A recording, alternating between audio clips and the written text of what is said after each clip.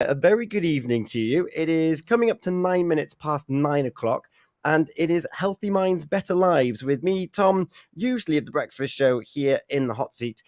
But luckily, I am joined by two wonderful experts in their field. I've got Tammy Foley and I've got Hayley Wheeler here. Good morning, Tammy. Good morning. Good evening. Good evening. Noswaith. I'm so used to being here first thing in the morning. Noswaith, Tammy, how are you? I'm good. It does feel like you're always there, though, Tom. So, like with a bed. Yeah, I'm very well. Yeah. I promise that I have had some bread and water. And good evening, Hayley. Hello. Hi, Tom. How are you? I'm very well, thank you. You know, I feel very honoured to be here for Healthy Minds, Better Lives. It's a show that I've been a fan of since I joined the station 2.5 years ago because of the potential impact that we can have on the people of Pembrokeshire. Even if it's just one little mind shift, one little different perspective on something that might be uncovered over the next 2 hours is something that's worth talking about. And the topic that we're going to be talking about this evening is something that we probably all use. It's something that we've probably all felt really positive about and something that we felt really overwhelmed or negative about in probably equal measure. Hayley, do you mind just giving us a little bit of an overview as to what we're going to be discussing this evening? So tonight we're looking at social media, the impact on our well-being. We've got Social Media Kindness Day was yesterday, and I think it's just really important to get a grip on how we use social media and how it can become really controlling, and how we sort of make sure that we remain in control of it, so we are able to support our well-being. And I suppose that's a key thing there, isn't it? It's that element of control, because it's very easy to get swept up in the tide. What are your thoughts, Tammy? Well, I agree with Hayley. You know, around the globe, billions of people use social media every day, fundamentally changing the way that we communicate with one another. It's a constant, and it's there more and more. And if you think, you know, currently the average, if we're going to look at quick statistics, because I do like my statistics, is that we spend about 2 hours, just over 2 hours each day on different social media platforms. That's a big impact, isn't it? Yeah, when you think that so 24 hours in a day, but you should be spending between, it's like 7 of them asleep, and then you're working, and then your family time. 2 hours is actually a large proportion of our day where we could be doing something else. Whether that's spending time with your family or doing something productive or nothing at all. There's a lot to be said for doing just nothing and just relaxing with your own time. Now, the irony is not lost on me that although this is a radio program, we are currently live streaming this on Facebook, on Twitter, on YouTube. And if we had the permissions, I'm sure we would do it elsewhere and everywhere as well. But we do that for impact, because as I mentioned earlier, that golden nugget might be found by someone, and they might not be on Facebook. They might not be on YouTube. They might not be on Twitter. So going to all of these different platforms from our point of view is very important. From an individual's point of view, Hayley, back to you, trying to manage all of these different platforms and trying to keep up to date with your friends and trying to keep up with the latest trends. It's exhausting, isn't it? It can be, and this is part of making sure that we remain in control of how we use social media. But it's so easy, isn't it, to scroll and get lost in it. You know, you nip on for just gonna have a little scroll for 2 minutes, and an hour later you're still scrolling, and you think, oh, I need to put it down. But you know, social media has its benefits too. It does keep us in connection with people across the globe, you know, family and friends who are not close by. So I think it is about balancing this and understanding the benefits as much as the negative impacts of social media. Yeah, and to make sure that we've got that balance as well, we've got Becky joining us probably in about 15 minutes or so. And Hayley, this link came through you. What can we expect to hear from Becky? I think just hints and tips really on how to manage social media, how to use it to our advantage, not you know, I find sometimes it takes advantage of me or I let it take advantage of me. Maybe I should put it that way. But yeah, hints and tips on how to use it well, and how to use it if you're in business, how to use it if you are an individual, so that you're using it so that it still makes you happy. And I think it can be, you can slip into feeling unhappy and comparing and all the negatives around social media very, very easily.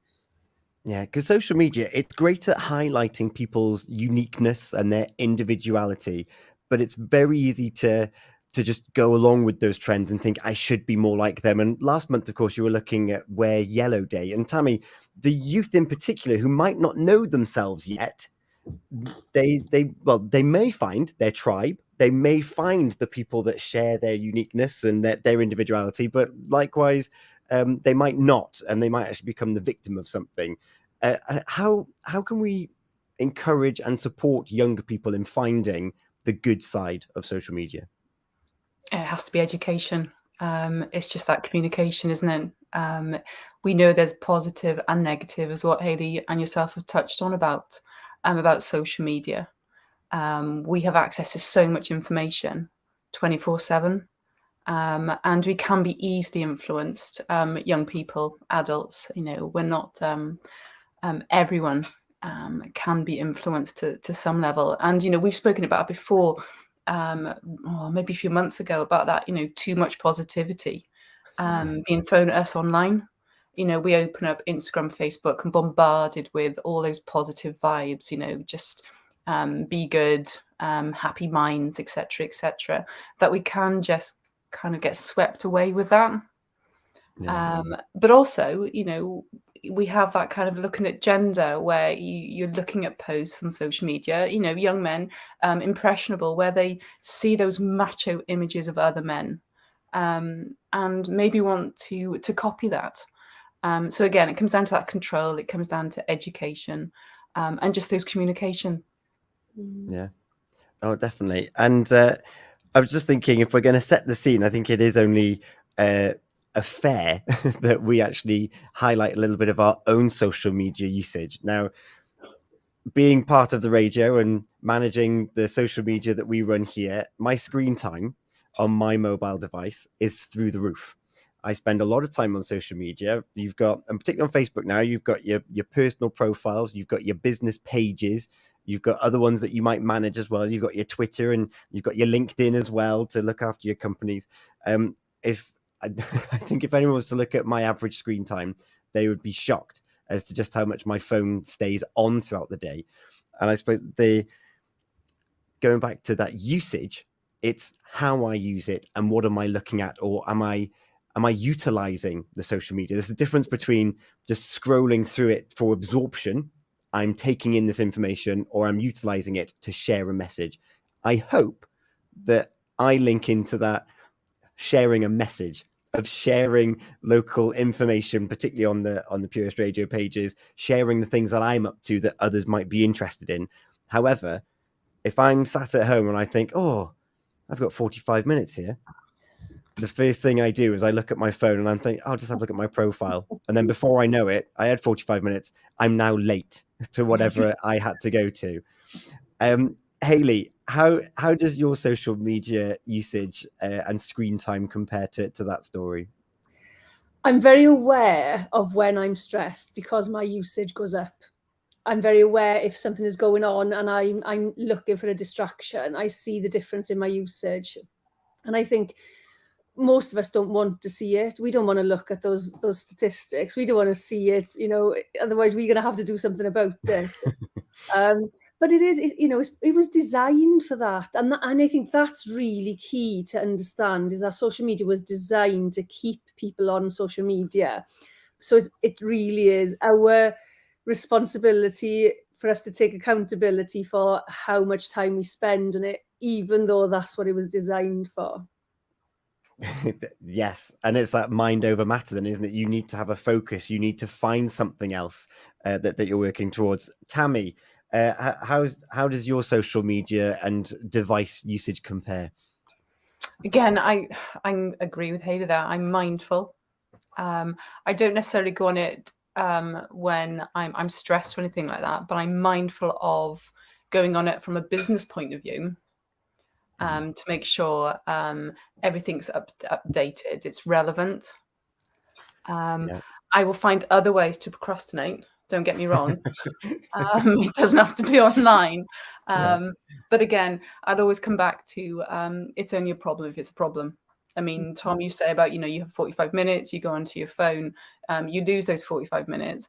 But if it's a problem, then it is a problem. But if it's enjoyment, and it's not causing those negative feelings, those negative emotions, then it's not a bad thing. It could be a way for you to relax.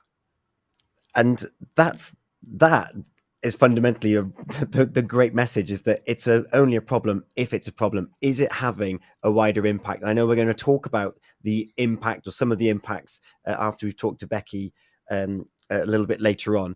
And as you say, that 45 minutes, it could be, what's the phrase, doom scrolling, just going through what's all the news that's going on. Oh, there's lots of terrible things going through, and you're swiping through. But alternatively, it could be, I've had a busy day. People have been trying to contact me, friends, family members. There might be pictures in the family wall. I'm sure that everyone's now got a family wall on Messenger or the equivalent. And you're looking through, and you're actually catching back up. And there was probably about 12 months ago, there was this message going around that the youth today, they just spend all their time on their phone. They're wasting their lives. But actually, are they not more connected with friends and family and like-minded people than they ever have been before? Hayley, what are your thoughts on that? I think they are. There's the opportunity to be more connected through a screen, but it really is reducing the face-to-face, person-to-person connection. And I see that with my own children. I used to pick up my son's friend every morning to go to school, and they would just sit shoulder to shoulder on their phones, even though they insisted on going in the car together. So I think it's a great connection tool for people, other people across the globe. But if you're speaking to your friend who's in the same room as you on the phone, that's an issue. That's a problem. Yeah. And funny enough, Together for Change are running a series of conversations around Pembrokeshire at the moment. And one of the issues that we touched upon this morning, actually, was about the difference between loneliness and isolation. So using social media, you might not be isolated as such, but you might still feel lonely because you're not getting that physical contact. You're not getting that energy through someone else. Tammy, what are your thoughts on that? Oh, I agree. Social media, yes, it can combat loneliness. We have that connection because as humans, we have that inbuilt need to interact. We can take that back evolutionary terms. It's that tribe mentality. We do feel better. It's that positive interaction, that socializing, that connecting with one another. But social media can't replace that in-person interaction. So yes, it can increase loneliness because you are taking away time where you could be with people. Yeah. This is what Hayley said, two kids in the back of the car insisting on being together, actually physically in the same space, touching each other, but messaging elsewhere online. So it does both. It can combat, but at the same time, it can increase loneliness. Hayley, how do you think social media platforms could look at driving people to actually come together? I'd like to think they want to. I'm not sure they do. I think there's a lot of money to be made being on a screen, but I think, this tool, it is a tool. And I think if we remember it's a tool, and that the people sitting next to us are the people who are in the room with us, or the people in our communities, in our schools, in our workplaces, they are where the nuggets are. They are where we get that genuine connection. We get a feel for how we actually can communicate with people, because I think we've lost that a little bit as well. I think we've lost that ability to look at somebody and read people, particularly youngsters. And I think it would be lovely if social media platforms were driving those kinds of events where people got together in a room, person to person. Yeah. And in fact, Helen Marie has made that exact point. People are more connected on devices, but social skills are suffering because you can't read a person through a screen or device. And that's going to be a problem longer down the road, isn't it? Well, it depends on how society continues to grow, because is there always going to be a need for face-to-face interactions? Tammy, it's quite an extreme viewpoint, but what are your thoughts? Oh, we've spoken about this during the pandemic. You know, it was great to actually be launched onto those online platforms where we could connect and we could carry on our day-to-day lives. You know, that, you know, we all became, you know, not experts digitally, but, you know, we had to embrace that technology. Mm-hmm. And we did, because we had to. Yes. But, you know, we kind of move forward to where we are now, and we have the option, we have the choice, you know, to carry on talking to people like we are now, as opposed to going to the studio, for example, Mm-hmm. or you know, in person. I do think, you know, going back to, you know, what Hayley touched on as well about, you know, just bringing people together. I also think we've got that herd mentality happening. And I think we need to talk about that in terms of social media, where we have that natural desire to be part of the in crowd, to be doing what our friends are doing, our peers are doing. But at the same time, that can damage our ability to make the right decisions. You know, jumping online and having that conversation as opposed to going physically somewhere to a park or a cafe to actually meet.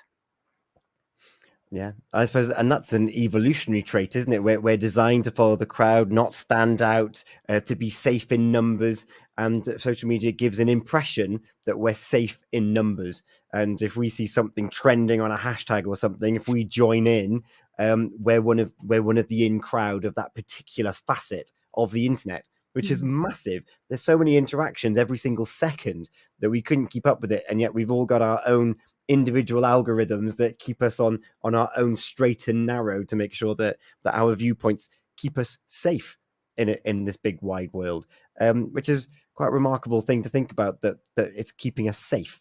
Hayley, would you totally agree with that? Oh, I can't hear you, Hayley. Oh, you're on mute. I was. There you are. Unusual. Yeah, I think there's just a false sense of security on when you're behind a screen, and I think, again, you know, in terms of communication, people are feeling, you know, you're sitting in your bedroom, you have your pajamas on, you're wrapped in a cuddly warm blanket, you're all comfortable, and something comes up and it's a bit triggering, and you can react in a specific way that you probably wouldn't if somebody was in the room with you. So I think it gives you that false sense of security. But this is where I think it does fall into that negative tool that we were talking about earlier. This is where I think boundaries are breached. People even drop their boundaries altogether, and they say things on social media that really aren't kind. And you wouldn't say them face to face, because you would be able to read somebody's body language or their face or their. You probably just wouldn't do it as a person. You know, I've seen some people, and I think, I know you in real life. I've never known you to be like that, and yet on social media, this is the presentation, you know, that you're putting across. Yeah. And I think that we'll talk more about that with the impact and the implications of the use of social media. We're going to learn more now about the actual using of social media with Becky, which I'm very excited about. I might even, well, hopefully I'll learn some hints and tips myself. If you're listening at home, or you're watching this on either Facebook, Twitter, or YouTube, or on smart speaker, or on the mobile app, we would love to hear from you and your thoughts. We've already had Helen Marie comment publicly on the Facebook feed. But if you wanted to send us a message anonymously, you can send a message via WhatsApp on 01437 764455. That's 01437 764455. Or you can drop us a message direct on Facebook, and we'll treat everything with dignity and respect. We're going to hopefully be flag bearers of kindness and dignity here this evening on Healthy Minds, Better Lives. We're going to pause now for a short moment. We're going to come straight back though after one or two songs, and we're going to catch up with Becky to look about how we can utilize social media effectively, efficiently, and hopefully without too much detriment onto our health. So Tammy and Hayley, don't go anywhere, and we'll be back very shortly. And in the meantime, we're going to have Katy Perry with Never Really Over as we approach 9:30 here this evening on Thursday, the 10th of November. I'm losing my